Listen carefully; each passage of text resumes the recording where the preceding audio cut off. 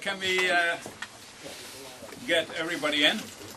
By the way, when you go around these rooms, you will see a couple of pictures where I actually had hair.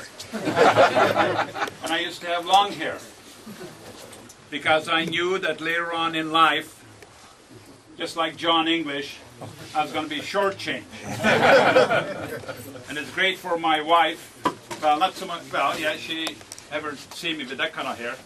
But my daughter in particular, that dad did used to have hair. So anyway, so if you haven't seen those pictures, that's in the room back there. Thank you so very much for coming out here. And we are going to have one tough campaign. And what happens in this region is going to, in a strong way, determine what's going to happen nationally.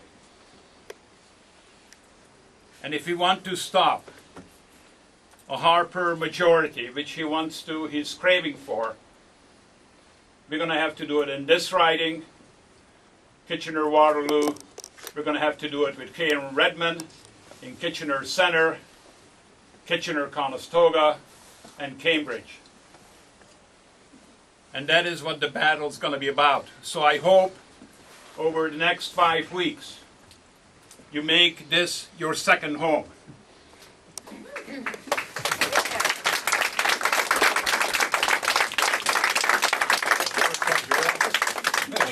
Because let me tell you what we are fighting for. We are fighting for democracy in this country.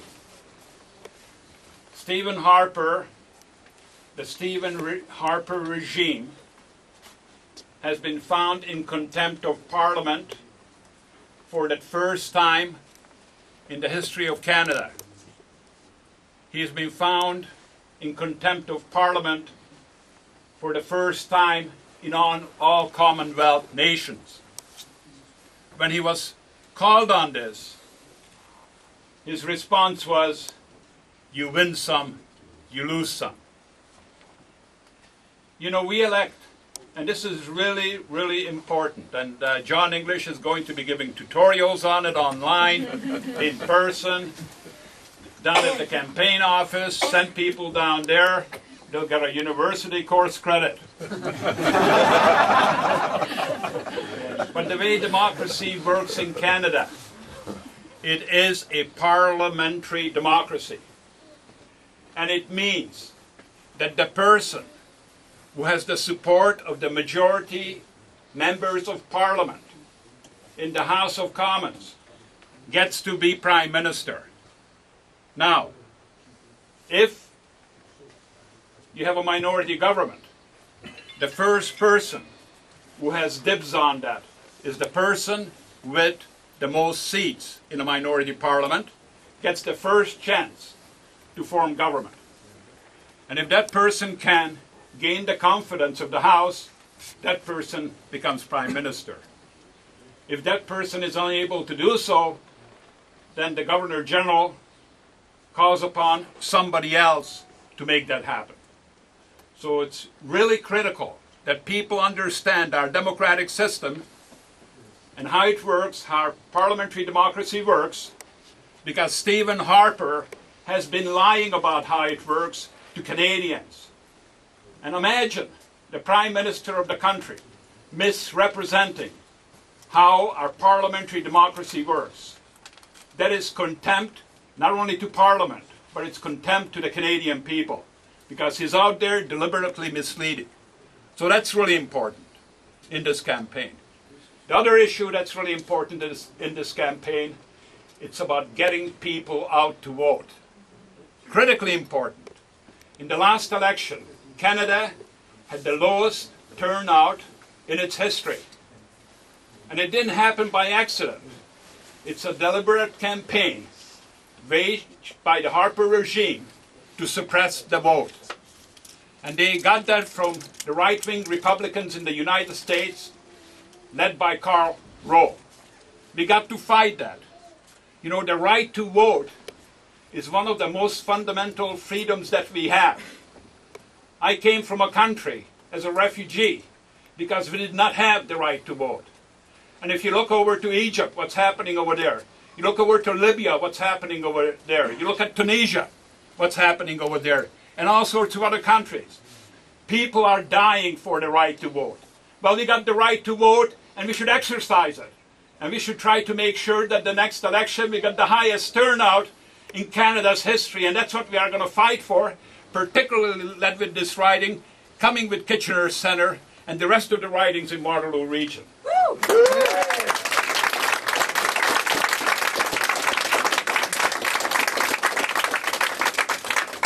You know, some people say that this campaign is going to be the Conservatives on the economy and Liberals will be defending democracy, and that's how it's going to shake out. Well, I'm not ready to concede the economy to the Conservatives. I am not ready to concede that to them for a minute. You know, back in, they're taking credit about having the strongest financial institutions in the world. Yeah, I agree with him. We have the strongest financial institutions in the world. But the fact of the matter is the Conservatives and Stephen Harper had nothing to do with it.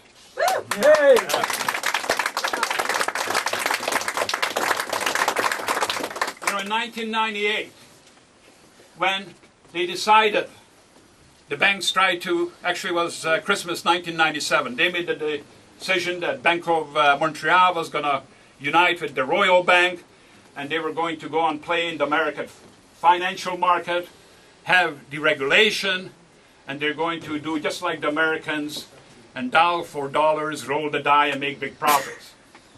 I sat on the Financial Services Task Force of the Liberal Caucus at the time, and we came out with a very strong report. After traveling across the country, time and time again, and we said no to bank mergers. We also said no to taking over the insurance industry because the insurance jobs are so critical to this community. And Karen Redmond was working with the Finance Committee at the time. And it was our government, a liberal government, that ensured that we have the soundest financial institutions in the world. Stephen Harper had his way. Our banks would be down the toilet with the American ones when the recession hit. Stephen Harper says, no, there's not. You're panicking, Stéphane Dion. That's what he said. After he won the election, he says there'll be no recession. There'll be no deficit. And then he came into the House and did a throne speech. And the throne speech says, we're not doing anything. Matter of fact, we're going to poke the opposition and die. And we're going to try to destroy the financing of political parties. And we're going to try to make it like the United States of America. That's what he said. That's what he tried to do. And then on the verge of losing government, he came in with a stimulus package that was demanded by the opposition for him to be able to stay in power. I think it's important to remember that. But also remember that it was in 2006 that these guys are accused of having stolen the elections. Now the contempt of Stephen Harper to Parliament is a contempt of Stephen Harper for democracy in Canada. But not only is he contemptuous of members of Parliament, he's also very contemptuous of the officers of Parliament. People that he appointed, he is fighting against. What he's doing to the parliamentary budget officer, what he did to the ombudsperson of the military, what he has done with the nuclear safeguard for Canada. You know, we cannot have this kind of semi-dictatorship happening in Canada. Now Stephen Harper wants to go out and wants a majority. Well, look at how contemptuous he was in a minority government. Heaven forbid that if he ever got a majority.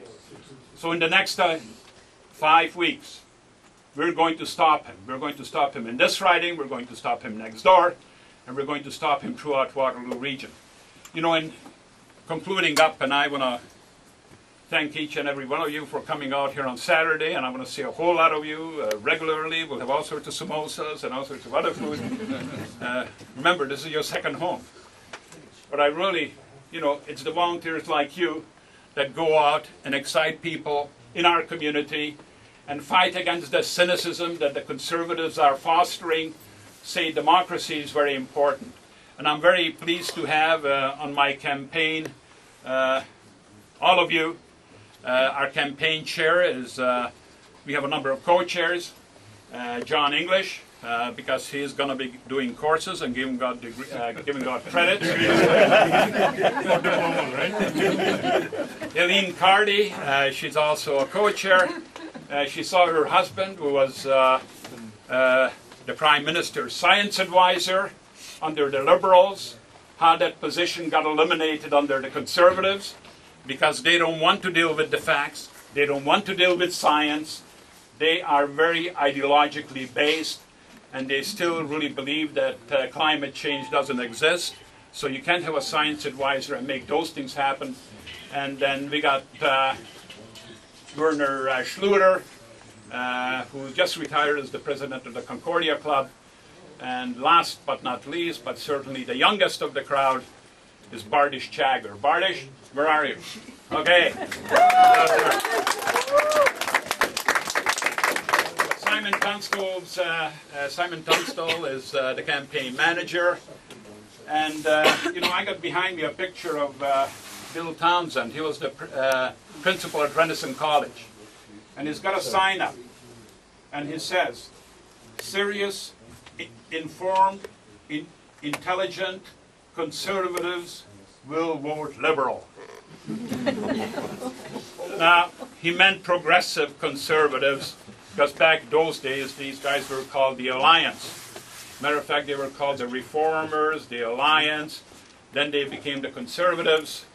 And then at their first convention, they called themselves Canadian Reform Alliance Conservatives. And then if you take the first letter of that, it spells crap. That's exactly where the party's at. So I really want to keep in mind, you know, Stephen Harper set out to destroy the Progressive Conservative Party, which was a centrist party in our country. You know, if you can have liberals, then you wanted progressives. Well, the progressive conservatives are gone, and many of them have come to our campaign. Now, he wants to do the same thing to the liberals. He wants to destroy the Liberal Party, so we don't have a centrist party. Then if that were to happen, you'd set up a situation where you'd have the country totally polarized. You know, you only have to look to British Columbia. You have then DP on the one hand, and then you have the coalition of everybody else on the other, which means that the right-wingers and the social conservatives end up controlling government 80% of the time. And that's what Stephen Harper wants to do, and he said that. He wants to destroy the Liberal Party. Well, we got to fight back, and what we have to do is destroy Stephen Harper. And I really thank you very much, and I talked too long.